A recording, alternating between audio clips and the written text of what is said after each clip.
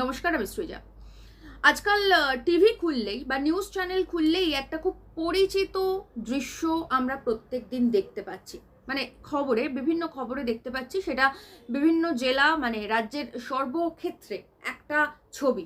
সেটা হচ্ছে তৃণমূলের মেজো ছোট এই সমস্ত নেতাদের বা কাউন্সিলরদের কোমরে দড়ি বেঁধে ঘোরাচ্ছে পুলিশ। এখন আমি জানি আপনাদের অনেকেরই বা বলা ভালো বেশিরভাগ মানুষেরই এই 15 বছর তৃণমূল কংগ্রেস যা যা করেছে তার জন্য তীব্র ক্ষোভ রয়েছে তাদের বিরুদ্ধে। অনেক ক্ষেত্রে সেই লোকটা মানে যে লোকটাকে কোমরে দড়ি বেঁধে ঘোরানো হচ্ছে সেই লোকটা হয়তো সরাসরি আপনার ক্ষতি করেছে, আপনার থেকে টাকা নিয়েছে, আপনার কাজ করে দেয়নি বা অন্যান্য আরো অনেক রকমের অসভ্যতা করেছে। এবং সেই সমস্ত করার পরে মানে এই সমস্ত করার পরে সেই লোকটাকে যখন পুলিশ কোমরে দড়ি বেঁধে গোটা পাড়া ঘোরাচ্ছে, সেটা দেখে আপনার পৈশাচিক আনন্দ হচ্ছে। এটা খুব স্বাভাবিক ব্যাপার, মানে এটা একদম মানুষের খুব স্বাভাবিক প্রবৃত্তি যে রিভেঞ্জ আমি নিতে পারিনি সেই রিভেঞ্জ আমার হয়ে অন্য কেউ নিচ্ছে। এটা দেখলে একটা আলাদা স্বস্তি বোধ হয়, আর সেটাই আপনাদের এই মুহূর্তে হচ্ছে, সেটা আমি বুঝতে পারছি। কিন্তু একটা কথা মাথায় রাখবেন যে আপনাদের এই সাময়িক আনন্দ আগামীতে এই রাজ্যের অনেক বড় বিপদ না ডেকে আনে। আমি জানি আপনাদের তৃণমূল কংগ্রেসের উপর সরাসরি প্রচুর ক্ষোভ রয়েছে এবং যে লোকগুলোকে দড়ি পরে মানে কোমরে দড়ি বেঁধে পুলিশ ঘোরাচ্ছে, হয়তো তারা আপনাদের সঙ্গে সরাসরি শত্রুতা করেছে, কিন্তু তারপরেও অপরাধীর নিজস্ব মানবাধিকার রয়েছে, সেই মানবাধিকার সংবিধান স্বীকৃত। তাই কোনো ব্যক্তি অপরাধী হলে তার জেল হবে, তার বিচার হবে, একটা নির্দিষ্ট প্রসিডিওরের মধ্যে দিয়ে বিষয়টা যাবে। পুলিশ ইচ্ছা মতন তার মানবাধিকার লঙ্ঘন করতে পারবে না, অন্তত ভারতীয় বিচার ব্যবস্থায় বা গোটা পৃথিবীর বিচার ব্যবস্থায় এটা আইন স্বীকৃত বা আইনসম্মত নয়। এখন কেন আমি বললাম যে আপনাদের এই সাময়িক উল্লাস আগামী দিনে রাজ্যের অনেক বড় ক্ষতি করতে পারে, তার কারণ হচ্ছে আমরা জানি বিজেপির কি নীতি। বিজেপি যে কোনো রাজ্যে ক্ষমতায় আসলে ওদের দুটো নীতি থাকে, এক বুলডোজার রাজ আর দুই এনকাউন্টার। বুলডোজার রাজের ছবি আমরা গোটা রাজ্য জুড়ে ইতিমধ্যেই দেখতে পেয়েছি এবং দেখতে পাচ্ছি। সেখানে কিভাবে হকারদের উচ্ছেদ করে দিয়ে তাদেরকে কিভাবে ভাতে মারার চেষ্টা করছে সরকার, সেটা আমরা দেখতে পাচ্ছি। এখন যদি এবার এই কোমরে দড়ি বেঁধে ঘোরানোর যে প্রক্রিয়া শুরু হয়েছে প্রত্যেককে, এরপর যদি ধীরে ধীরে এনকাউন্টারটাও আমাদের আইনি ব্যবস্থায় ইনক্লুড করে দেয় বিজেপি, তাহলে কিন্তু আমাদের বিচার ব্যবস্থাটা সম্পূর্ণভাবে ভেঙে পড়বে। এর আগেই আমরা এরকম দিলীপ ঘোষ বা আরও বেশ কয়েকজন বিজেপি নেতার মুখে এরকম শুনেছি যে হিন্দুদের উচিত প্রত্যেকের নিজেদের ঘরে অস্ত্র রাখা। তো এখন বিষয়টা হচ্ছে যে আমাদের নিজেদের পয়সায়, আমাদের ট্যাক্সের টাকায় ভারতবর্ষের বা এ রাজ্যের জুডিশিয়ারি সিস্টেমটা চলে।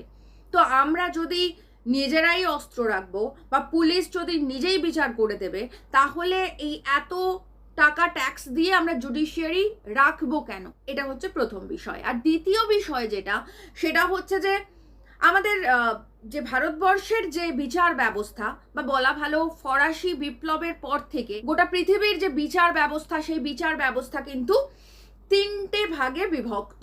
কারণ ফরাসি বিপ্লবের পরে এই নির্দিষ্ট বিচার ব্যবস্থা বা ক্ষমতার বিকেন্দ্রীকরণ, সেপারেশন অফ পাওয়ারের সিস্টেমকে প্রজেক্ট করা হয়েছিল, যে সিস্টেম গোটা পৃথিবী মেনে নিয়েছে। এই বিচার ব্যবস্থার সবার ওপরে রয়েছে লেজিসলেটিভ বা আইনসভা, যেখানে বিল প্রণয়ন করা হয়, বিল পাস করা হয়। তারপরে রয়েছে এক্সিকিউটিভ, মানে যে বিল পাস হয়েছে, যে আইন পাস হয়েছে, সেই আইনটা সঠিকভাবে প্রণয়ন যারা করে সেই প্রশাসন মানে পুলিশ প্রশাসন। আর 3 নম্বরে রয়েছে জুডিশিয়ারি সিস্টেম অর্থাৎ বিচার ব্যবস্থা। অর্থাৎ লেজিসলেটিভ যে বিল পাস করেছে, যে আইন পাস করেছে, এক্সিকিউটিভ যে আইনকে কার্যকরী করেছে সেটা সঠিকভাবে হয়েছে কিনা সেটা দেখার দায়িত্ব এই জুডিশিয়ারি বা বিচার ব্যবস্থা বা কোর্ট রুমের। এখন এই যে 3 ভাগে বিভক্ত বিচার ব্যবস্থা, এই পুরো বিচার ব্যবস্থাটা গোটা পৃথিবীতে স্বীকৃত। এভাবেই বিচার ব্যবস্থা চলে গোটা পৃথিবীতে।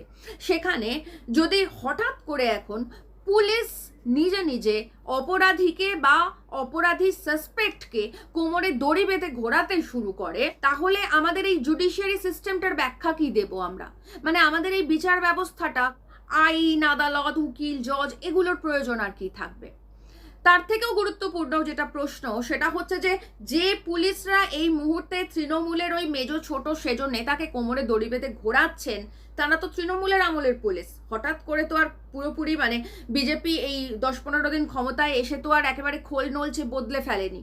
তো সেক্ষেত্রে এই যে লোকগুলোকে এই মুহূর্তে যে পুলিশরা কোমরে দড়ি বেঁধে ঘোরাচ্ছে, এই লোকগুলো যখন দিনের পর দিন অপরাধ করছিল এবং আপনারা মানে সাধারণ মানুষ যখন এই পুলিশদের কাছে গিয়ে এদের বিরুদ্ধে অভিযোগ জানাতেন, তখন এরা হয় তাদের বিরুদ্ধে অভিযোগ নিত না, নয় অভিযোগ নিলেও কোনো ব্যবস্থা নিত না। তাহলে এই পুলিশের ভূমিকা সম্পর্কেই তো সব থেকে বড় প্রশ্ন ওঠে যে এরা যদি জানেই এই লোকগুলো এত খারাপ যে কোমরে দড়ি বেঁধে ঘোরাতে হবে, তাহলে এই লোকগুলো এত খারাপ সেটা 15 বছরে বুঝতে পারলো না, আর দিন দশেকের মধ্যে পুরোপুরি বুঝে গেল।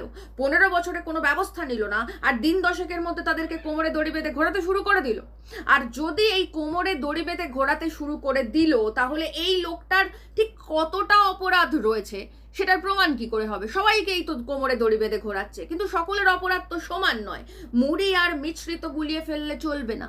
এই মুড়ি আর মিছরির যে পার্থক্যটা এবং এই মুড়ি মিছরির পার্থক্যের সঙ্গে অপরাধের যে পার্থক্যটা, সেই পার্থক্য অনুযায়ী কিন্তু শাস্তিটা হওয়া উচিত।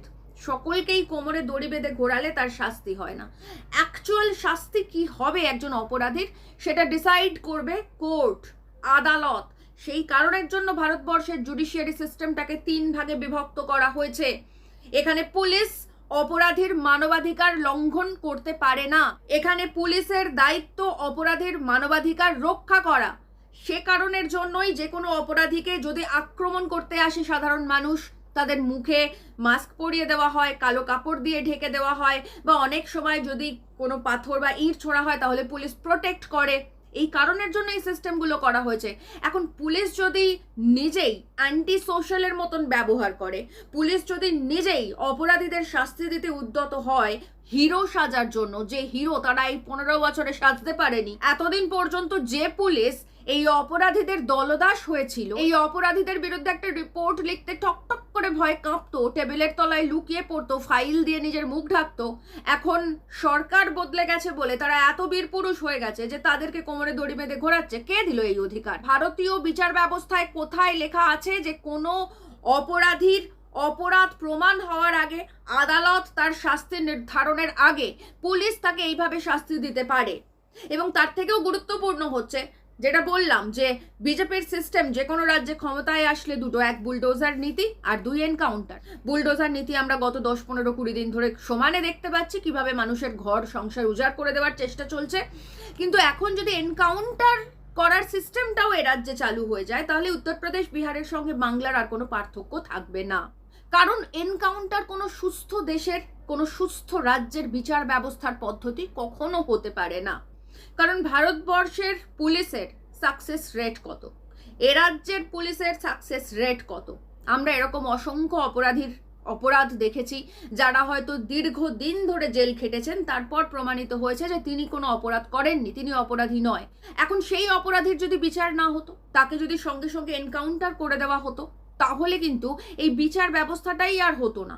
তাহলে কিন্তু সেই মানুষটা যে অপরাধী নয় সেটা প্রমাণ পর্যন্ত হতো না।